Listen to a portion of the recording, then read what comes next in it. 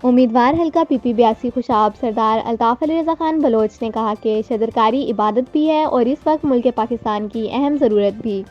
हमें चाहिए कि शजरकारी मुहिम में बढ़ चढ़कर हिस्सा लें ताकि हमारा मुल्क सरसब्ज़ व शादाब नज़र आए। वो प्रेस क्लब खुशाब में यादगारी पौधा लगाने के बाद मेंबरान प्रेस क्लब से बातचीत कर रहे थे। इन्होंने कहा कि हल्का के अवाम के पुरजोर इसरार और शहरी इत्तेहाद के अकाबरीन के हुक्म पर मैंने इलेक्शन लड़ने का फैसला किया।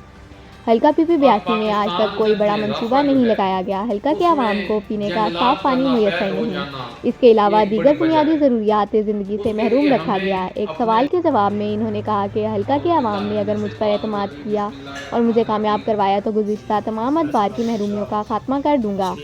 पीने का साफ पानी और सेहत के तमाम मसाइल को तरजीह अव्वल के तौर पर हल करूँगा। तालीम के हवाले से बातचीत करते हुए अल्ताफ़ अली रज़ा खान ने कहा कि खुशाब को ज़िला बने 40 साल हो गए।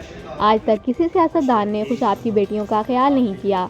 एक यूनिवर्सिटी तक ना दे सके। हमारी बेटियों को आला तालीम के हसूल के लिए दूसरे शहरों का रुख करना पड़ता है। दौरे हाजिर में जबकि 2 वक्त की रोटी कमाना भी मुश्किल है तो दूसरे शहर जाकर तालीम हासिल करना तो नामुमकिन है, जिसकी वजह से हमारे ज़िला का टैलेंट ज़ाया हो रहा है। इंशाअल्लाह कामयाब होकर यूनिवर्सिटी के क़याम अव्वलीन तरजीह होगा ताकि मेरे ज़िला की बेटियां तालीम के हसूल के लिए दर-बदर ना भटकें। इन्होंने कहा कि ज़िला खुशाब तरक्की के लिहाज से आज भी आखिरी नंबर पर है। इसकी महरूमियां का तो शुमार ही नहीं।